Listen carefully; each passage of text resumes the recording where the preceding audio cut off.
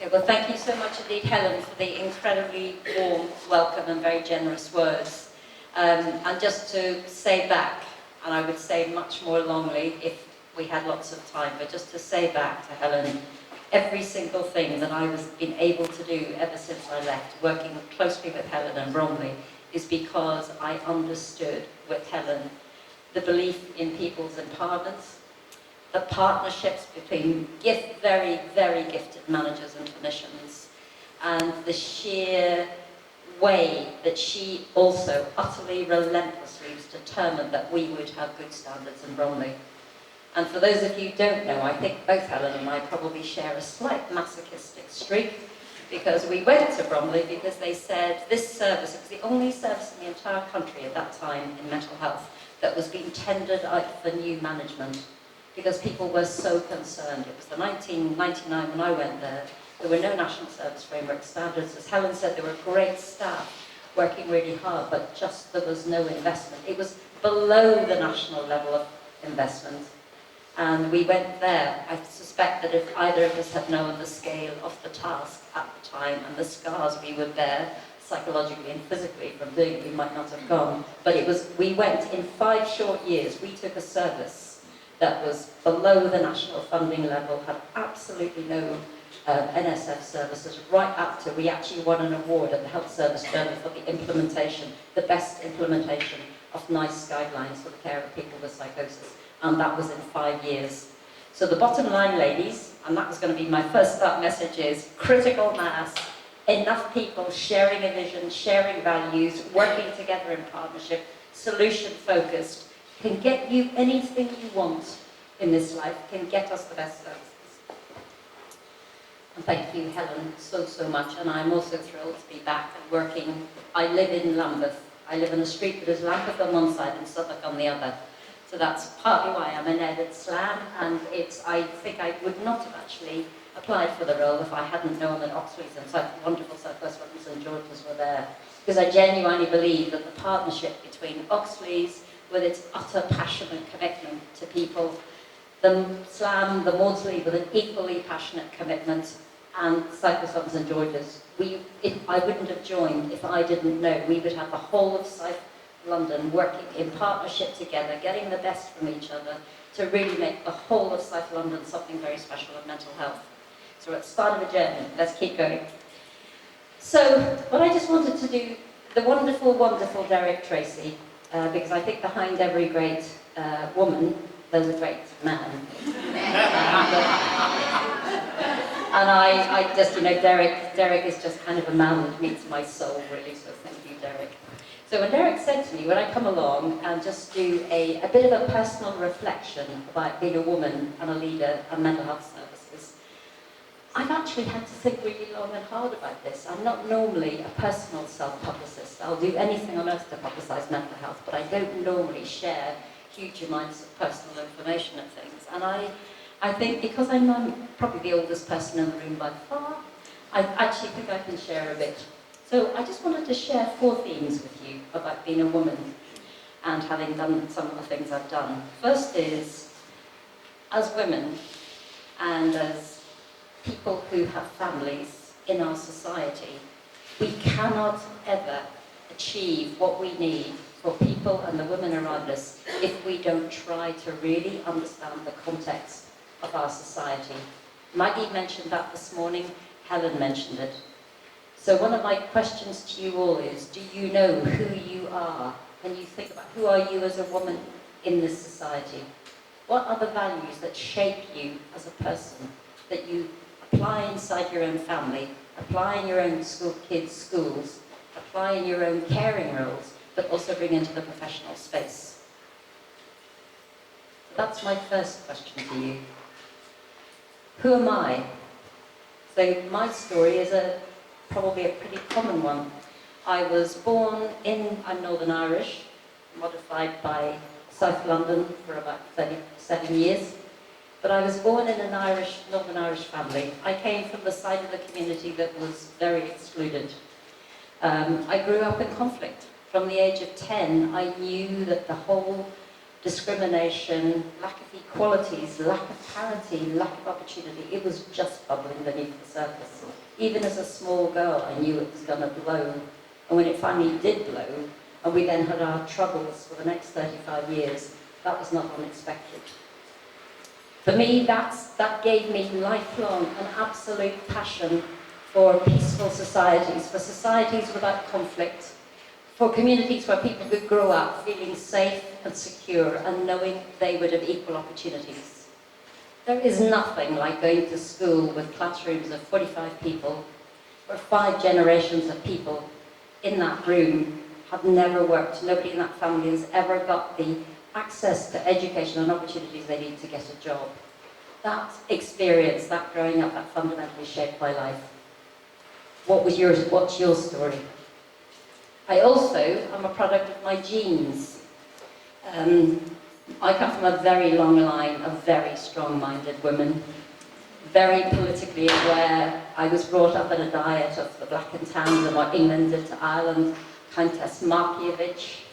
Because I was a convent schoolgirl, I was also brought up in a diet of Mother Teresa and giving to others, the missions in Africa, all the stuff that would come back. So just remember who you are. Remember to keep going back to your fundamental core values that shape you, because that is always something to go back to when, as Helen says, times are very, very tough. What about being a woman as a professional? So I think it's still very hard to be a successful woman as a professional. And I think there's lots of top tips that people like Helen and I could share with you. So, and I also want to give you hope and optimism. So, I was the first girl ever from my school to do sciences. There were 7 of us, the Chinese Year of the Dragon, take what you may of that, who actually went to a medical school. We got into medical school, first ever from our year. In my year of 180 medical students in Belfast, there were 19 women out of 180. And there were 10 Catholics, and there were 2 Catholic women, and I was one of the 2 Catholic women. So that has set a lifelong pattern for me of loving to go somewhere where no woman has ever gone before. It does not scare me. I like new experiences. In fact, I'm extremely bored by relentless experiences. The only club I've ever joined, and I only joined it last year, is the Clyde Formation Appreciation Society. If you want to see absolute beauty in your door, in your Twitter feed every night, it's a great place. But anyway, I went to medical school, and then my life was changed by the first service user I met, because all I knew as a girl coming from a kind of a time in fact beyond was about being a GP. That was the only doctor I knew. I went to be a GP, and the very, very first psychiatric placement I had was in Purdysburn, a very large institution. And I met a woman patient, a woman service user. And please reflect on what I'm saying, because I think in many places in this country, sadly, things have not changed.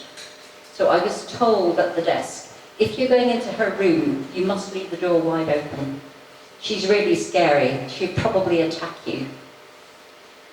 And I went into her room, and I'd never, ever, as Helen knows, knowingly followed the rules. So I thought, I'm not speaking to a patient with the door wide open. And I connected with her, she connected with me, and then she told me her story, and it was a story I had never been told before in my personal life, or in my early life as a medical student. She told me about the appalling abuse she had suffered systematically from the age of 9 when her mother died, from her father, from her brothers. She told me about the incredible pain that she suffered, and she told me what it was like being in an institution where yet again she felt being held down over and over again was just a recreation in this place she thought would be a healing place of what had happened to her in her childhood. And she just changed my mind. I thought, this is it. This is the kind of doctor I'm meant to be, and I'm forever grateful to this woman. When in the early 1980s then, I came to be a junior trainee psychiatrist at the Maudsley, I was the first woman they'd taken in 6 intakes. Note that. Note that. When I went back several years later, I was the first woman general adult psychiatrist out of 152 consultants. Note how things have changed, guys. Things are changing. So when I went back to the Maudsley, I again very rapidly discovered a role model. So who are your role models? Who are the people that can help look out for you? I pay huge tribute to Professor Rachel Jenkins, who was then an amazing woman academic. And Rachel always helped another woman who needed a bit of a leg up. I hadn't a clue how to write a CV, a curriculum vitae, which is the first pathway to being a successful professional of any type. Rachel looked at my CV, she didn't put a great red pen over it, and I have spent the whole rest of my life, if I have so many fabulous women leaders, many of you in the audience, helping another woman to get her CV right, to understand how to play the game. Not the game not to be true to your values, but the game of getting on the ladder of being able to have influence at different levels. So Rachel influenced me. And I then went to work in the general practice research unit. So a lot of my formative years as a psychiatrist was spent doing two types of mental health. One in primary care, and the other one working with people with psychoses. Primary care, most of the women that came into my clinics and the GP surgery were women who life was just not giving them any control over what happened to them. All the research at that time, there was a huge sociology research, George Brown and others. I don't know where sociology research has gone. I sometimes wonder, has it been taken over by psychological research, by anthropology? I'm not sure. It seems to have disappeared. But in those days, what the academic world said is that women are 3 times more likely to get depressed than men, and women are particularly likely to get depressed if they have 3 children below the age of 11, no confidant, and no money. In other words, no control over their lives, no empowerment. And since I very rapidly went on to have my 4 children, I could identify with that quite fast. In the primary care practices, I saw women patients. I remember one who had been put on mind-boggling amounts of Valium, because Valium was then, benzodiazepines were the great cure-all. I know today we may think CBT or mindfulness is the great cure-all. It's never one size fits all. But this woman was on benzos, and my job was to help her come off those benzodiazepines. And we worked on that together slowly, and of course all the things about what was happening in her home life and her relationship unfolded. And on the day when she stopped, we finally tailed her off, and she had a month successfully not using Valium, using all the relaxation techniques and other things. She said to me, "Today, I read my child's bedroom story. I felt it. I felt her joy that her mum was reading her a bedtime story." And she said, "And I tasted ice cream. And I really tasted ice cream. I've spent so many years in a fog of not being in control of my life that this was just amazing." And a week later, I was sitting in the GP surgery, wonderful surgery in Forest Hill, and the husband came in and he said, "You need to be struck off. You need to sort my wife out. You've got my wife, she's not doing the washing up, she's not doing the shopping, she's not making the bed every morning. You need to be struck off." So that was kind of really quite interesting. I won't tell you what happened to that woman over the years, but that was a fundamental lesson for me. The other lesson was, service user lesson, was from a woman who had schizophrenia. And yet, she was working as a fairly top-level civil servant. She was an amazing violin player in a top London orchestra, and she was hearing voices all the time. Now this, I'm talking about the 1980s, early 1990s. And she taught me everything that I probably know about CBT, about hearing voices, about her strategies. We wrote a series of articles together. I was trying to find them, Derek. I might get you to republish them, which was called A Professional Learning from the Expert. This woman was able to perform in those top roles because she accepted she had a mental health issue, a mental health problem. She accepted she had voices. And her entire energy was into, I am going to work, I'm going to have hope and optimism, and I am going to find a way to manage the voices. And I if I had more time, I would tell you some of the techniques she used, what she did when she walked in a room, what she did when there were people around her, where she got her seat at work. So for me, that again reinforced, if we have hope and optimism for people and we listen to what works for them, and we don't try to force treatment plans on people that we think are the right thing to do just because it's nice guidelines are important, actually people do really, really well. And as Helen mentioned the CPA, I would love it if going forward we all would agree that you sit with someone with a Monday to Sunday, morning, afternoon, evening, weekly planner. And we say to our service users, so if this was the best week you'd like to have, what would you be doing on each of these days? Who would you meet? What would you watch on telly? What would you want to be doing? What kind of activity would you want to do? And then we fit in the bits of the care plan that we think will actually help people manage their health around that. Because I think it would fundamentally change people's minds. What's the perfect week for you? And how do we then help you achieve that? And in case you think I've lost the plot, one of the other reasons that I've become a nerd at SLAM is I have spent 2 years with fractured ankles. One with my left ankle, treated in one local hospital, one with my right ankle with 4 pieces of metal, as I'll have you know, treated in another hospital. And the care I got was so radically different. I thought I have a duty for the people of the part of South London I live in to try and improve this.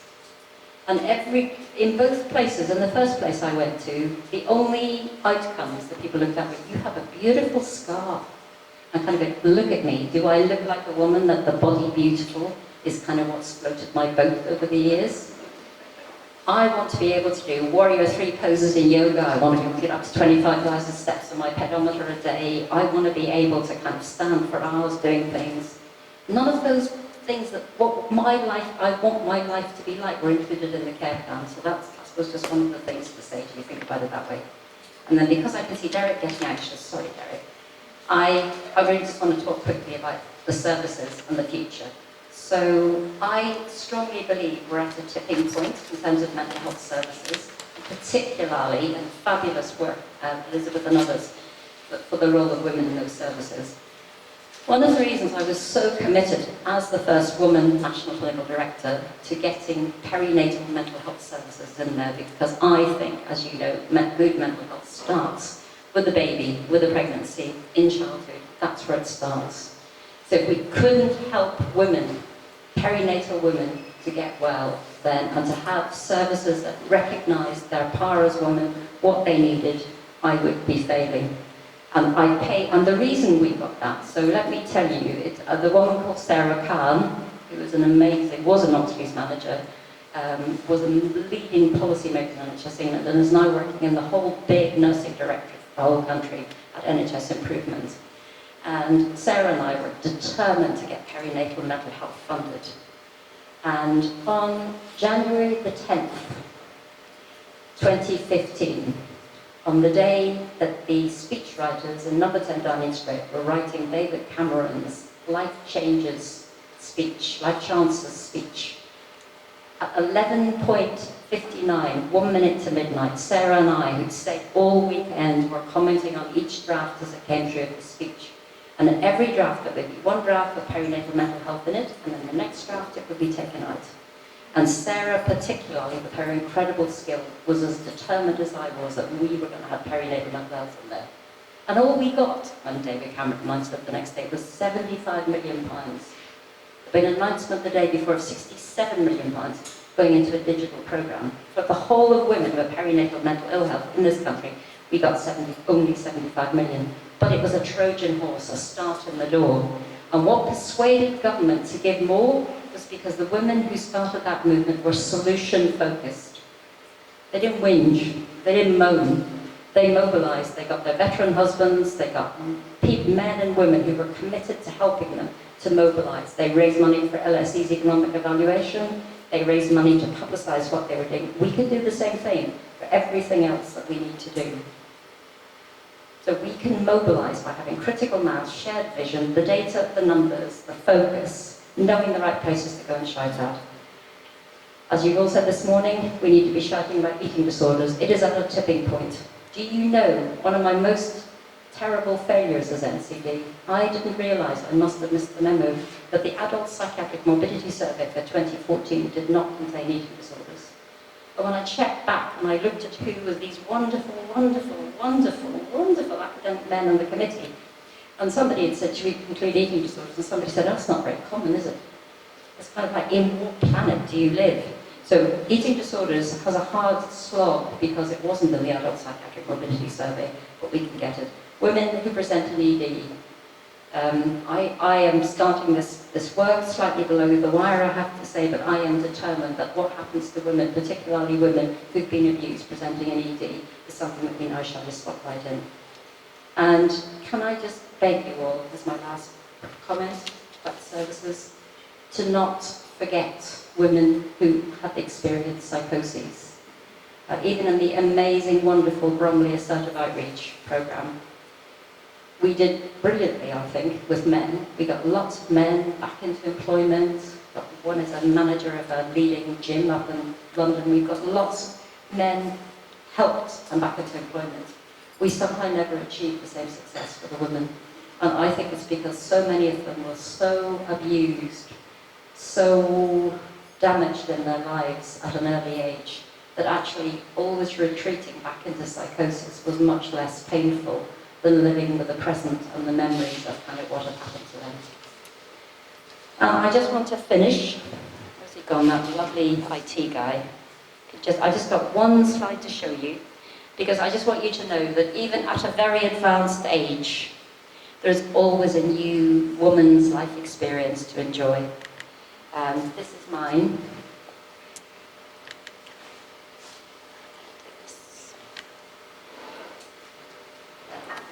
So this is my first grandson, given to me by my beautiful, beautiful, wonderful daughter.